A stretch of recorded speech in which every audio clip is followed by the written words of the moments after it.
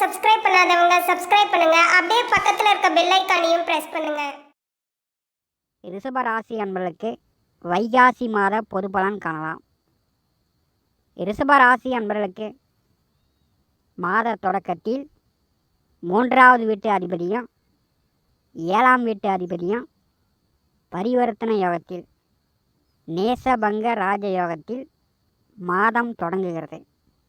3வது வீட்டு அதிபதி 7வது வீட்டிலிருந்து மாதத்தை தொடங்கி வைக்கும்போது இந்த மாதம் பார்த்திங்கன்னா வண்டி வாகன வசதி பெறும். புதிய ஆடை ஆபரணம் வாங்கலாம். 7வது வீட்டிலே சந்திரன் அமர்ந்திருக்கும் போது உங்களுடைய மதிப்பு மரியாதை கௌரவம் உயரும். 3 வேளை சாப்பாடு நிறைவாக நிம்மதியாக கிடைக்கும். வைகாசி மாதம் 2, 3, 4 ஒரு 2.25 நாள் சந்திராஷ்டம தினம். சந்திராஷ்டம நாளில் போக்குவரத்தில் கவனமாக இருக்கணும். மற்றவருடன் பேச்சுவார்த்தையில் கவனமாக இருக்கணும். 4ஆம் வீட்டின் அதிபதி ஜென்ம ராசியிலே வைகாசி மாதம் சஞ்சாரம் செய்கிறார். சூரியன் ஜென்ம ராசியிலே வரும்போது சுப விசேஷ காரியங்களுக்காக பணச்செலவுகள் கூடுதலாக வரும். திருமண வயதில் உள்ளவர்கள் வரன் பார்த்து கொண்டிருப்பவர்கள் இந்த மாதம் வரன் பார்த்தீங்கன்னா வரன் செட் ஆகும், திருமணம் நடக்கும். ஜென்ம ராசியிலே சூரியன் வரும்போது அரசியல் கட்சி தொடர்பில் இருப்பவர்கள் புதிய பதவி தேடி வரும். உஷ்ண கிரகம் ஜென்ம ராசியிலே வரும்போது உஷ்ணாதிக்க நோய் வெப்பம் கூடுதலாக தாக்கும். கட்டி கொப்பளம், அஜீரண கோளாறு, வயிற்று வலி இந்த மாதிரிலாம் வரத்துக்கு வாய்ப்பு உண்டு. ரிஷப ராசிக்கு 2வது வீட்டிலே குரு பகவான் அமர்ந்திருக்கிறார். குரு பலன் சிறப்பாக இருக்கிறது. பிரம்மாண்டமான வளர்ச்சிக்கு இந்த வைகாசி மாதமே முதல் படியை உங்களை ஏற வைக்கிறது. 2வது வீட்டிலே குரு அமர்ந்திருப்பது குடும்பத்தில் சுபகாரியங்கள் நடக்கும். பணப்பிரச்சனை நீங்கும். சொன்ன சொல்லு கொடுத்த வாக்க காப்பாற்றலாம். ரிஷபராசிக்கு 8ஆம் வீட்டின் அதிபதியாக இருந்தாலும் குரு பகவான் 2ஆம் வீட்டில் வந்திருக்கும் போது இன்சூரன்ஸ் மூலம், உயில் மூலம் திடீர்னு அதிர்ஷ்டங்கள், எதிர்பாராத பண வசதிகள் ஏற்பட வாய்ப்புண்டு. வைகாசி மாதம் 2 வரை 12வது வீட்டிலே புதன் அமர்ந்திருக்கிறார். 2ஆம் அதிபதி 12வது வீட்டில் அமர்ந்திருக்கும் போது குடும்பத்துக்காக, உங்களுடைய மகிழ்ச்சிக்காக, குழந்தைகளுக்காக பணச்செலவுகள் ஏற்படும். வைகாசி 2 முதல் 19 வரை ஜென்ம ராசியிலே புதன் வருகிறார். இடப்பெயர்வு, பயணங்கள் அடிக்கடி உண்டாகும். ஜென்ம ராசியில் புதன் வரும்போது பணம் செலவுகள் ஏற்படும்.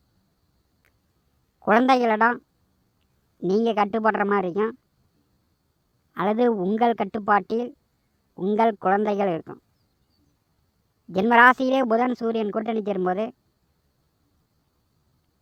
குழந்தைகள் வழியில் வீண் பழி, அசிங்க அவமானப்படக்கூடிய நிலை கூட வைகாசி 2 முதல் 19 வரை ரிஷப ராசி என்பதற்கு ஏற்படும். வைகாசி மாதம் 19ஆம் தேதி 2வது வீட்டிற்கு மிதுன ராசிக்கு புதன் செல்கிறார். தனஸ்தானாதிபதி, குடும்பஸ்தானாதிபதி 2வது வீட்டிலே ஆட்சி பலம் பெறுவது ரிஷபராசி என்பதற்கு மிக மிக சிறப்பு. வைகாசி 19ஆம் தேதியிலிருந்து குடும்பத்தில் சுபகாரியங்கள் நடக்கும். பணப்பிரச்சனை நீங்கும். வாக்கால், பேச்சால் தொழில் வேலை செய்யக்கூடியவர்கள், ஜோதிடர்கள், ஆசிரியர்கள், பட்டிமன்ற பேச்சாளர்கள், அரசியல் பேச்சாளர்கள் கௌரவம் அந்தஸ்து உயரும். 2 தொழில், 2 வேலை, 2 வருமானம் சம்பாத்தியம் பெறக்கூடிய அமைப்பு உண்டாகும். ஏன்னா புதனும் குருவும் கூட்டணி. 2 வருமானம் சம்பாத்தியம் ரிஷப ராசி என்பவர்கள் வைகாசி 19 பிறகு நீங்கள் சம்பாதிப்பதற்கான வாய்ப்புகள் உண்டு. புதன் குரு 2வது வீட்டிலே கூட்டணி சேரும்போது தந்தை உங்களுக்கு அறிவுரை புத்திமதி சொல்லிக்கிட்டே இருப்பார். இதை செய், அதை செய், இப்படி செய், அப்படி செய் அப்படின்னு தந்தையார் உங்களுக்கு உபதேசம் செய்து கொண்டே இருப்பார். வைகாசி மாதம் 17ஆம் தேதி வரை லாபஸ்தானத்திலே சுக்கிரன் அமர்ந்திருப்பது மிக மிக சிறப்பு. புதிய துணிமணி எடுக்கலாம், தங்கம் வெள்ளி நகை எடுக்கலாம், வீடு கட்டலாம், நிலம் சொத்து வாங்கலாம். ரிஷபராசிக்கு 11வது வீட்டிலே சுக்கிரன் இருக்கும்போது வேலை உத்தியோகம் பார்க்கக்கூடியவர்களுக்கு புதிய பதவி ப்ரமோஷன் எதிர்பார்க்கலாம்.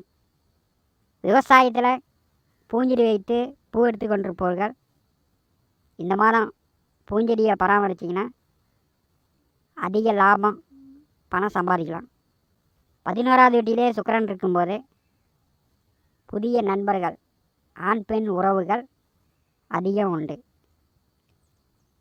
வைகாசி மாதம் 17ஆம் தேதி 12வது வீட்டிற்கு சுக்கிரன் வருகிறார். உங்கள் சந்தோஷத்திற்காக, குடும்பத்திற்காக, வேலை உத்தியோக ரீதியாக பணச்செலவுகள் உண்டாகும். வெளியூர் வெளிநாடு சுற்றுலாவோ வேலைக்கோ செல்லும் அமைப்பு உண்டாகும். சுக்கிரன் 12வது வீட்டில் அமர்ந்திருக்கும் போது அயன சயன போக விரயஸ்தானம் சுபமாகிறது. உங்களுடைய தேவைகள் பூர்த்தியாகும். கணவன் மனைவிக்குள் நல்ல அந்யோன்யம் பிரியம் ஒற்றுமை அதிகரிக்கும். வைகாசி மாதம் 25 வரை ரிஷபராசிக்கு 3வது வீட்டிலே செவ்வாய் செல்கிறார். நல்ல தைரியம், அதிகார பதவி கிடைக்கும். 12ஆம் வீட்டின் அதிபதி 3வது வீட்டிலே செல்லும்போது இளைய உடன் பிறந்தவர்களிடம் கொஞ்சம் சண்டை சச்சரவுகள் வரும், அல்லது இளைய உடன் பிறந்தவர்களால் உங்களுக்கு செலவுகள் ஏற்படும். 12ஆம் அதிபதி 3வது வீட்டிலே செல்லும்போது வெளிநாடு மூலம் அயல்நாடு மூலம் பணம் சம்பாதித்து கொண்டிருப்பவர்களுக்கு அதிக பண வரத்து உண்டு, நல்ல தன லாபம் உண்டு. 3வது வீட்டிலே செவ்வாய் செல்லும்போது வீடு கட்டலாம், வீட்டு மனை விவசாய நிலம் வாங்கிறதுக்கு வாய்ப்பு உண்டு. நிலம் சொத்து பராமரிப்பு செலவுகள், மராமத்து பணி செலவுகள் உண்டாகும். வைகாசி மாதம் 25ஆம் தேதி சுகஸ்தானத்திற்கு செவ்வாய் செல்கிறார். 4வது வீட்டிலே கேதுவுடன் செவ்வாய் கூட்டணி சேரும்போது கொஞ்சம் உடல் ஆரோக்கியத்தில் கவனம் எடுத்துக்கொள்ளுங்க. வண்டி வாகன போக்குவரத்தில் பொறுமையாக போயிட்டு பொறுமையாக வரணும். உடம்பில் இரத்த காயங்களை உண்டாக்கும். மூட்டு வலி, முதுகு வலி ஏற்பட வாய்ப்புண்டு. சுகஸ்தானத்திலே செவ்வாய் கேது கூட்டணி சேரும்போது தாயார் உடல் ஆரோக்கியத்தில் அதிக அக்கறை கவனம் எடுத்துக்கொள்ளணும். தாயாருக்கு அடிக்கடி உடம்பு சரியில்லாமல் போகும். 4வது வீட்டிலே செவ்வாய் செல்லும்போது வீடு கட்டலாம், வீட்டு மனையோ விவசாய நிலமோ வாங்கலாம், சொத்து சேர்க்கை உண்டாகும். ரிஷபராசிக்கு 10வது வீட்டிலே சனி ராகு. தொழிற்ஸ்தானத்திலே ஒரு பாவினாச்சு இருக்க வேண்டும் என்று ஜோதிட விதி. சனியோடு பாம்பும் கூட்டணி சேரும்போது புதிய தொழில் தொடங்க வாய்ப்புண்டு. தொழில் செய்து கொண்டிருப்பவர்களுக்கு தொழில் விருத்தியாகும். 10ஆம் இடம் பலமாக இருக்கிறது. ரிஷபராசி என்பவர்களுக்கு இந்த வைகாசி மாதம் தொழிலில் நல்ல வருமானம் உண்டு. வேலை உத்தியோக ரீதியாக பதவி உயர்வு, கூடுதல் சம்பளம், நிரந்தர வேலை எதிர்பார்க்கலாம். சனி ராகு 10வது வீட்டில் கூட்டணி சேரும்போது குடும்பத்தில் வயதானவர்கள், பெரியவர்கள் உடம்பு சரியில்லாமல் இருக்கிறாங்கன்னா உடனே மருத்துவம் பாருங்கள். வயதானவர்கள் இறக்கும் சூழ்நிலை உண்டாகும். கர்ம காரியங்கள் செய்யக்கூடிய நிலை ரிஷபராசி அன்பர்களுக்கு ஏற்படும்.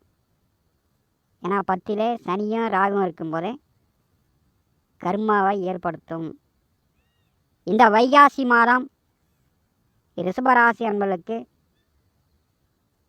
நீங்கள் பிரம்மாண்டமாக உங்கள் வாழ்க்கையில் முன்னேற்றம் அடையணும், வசதி வாய்ப்பாக வாழணும் அப்படின்னு உங்கள் வளர்ச்சிக்கு இந்த மாதம் அஸ்திவாரம் போடுங்க.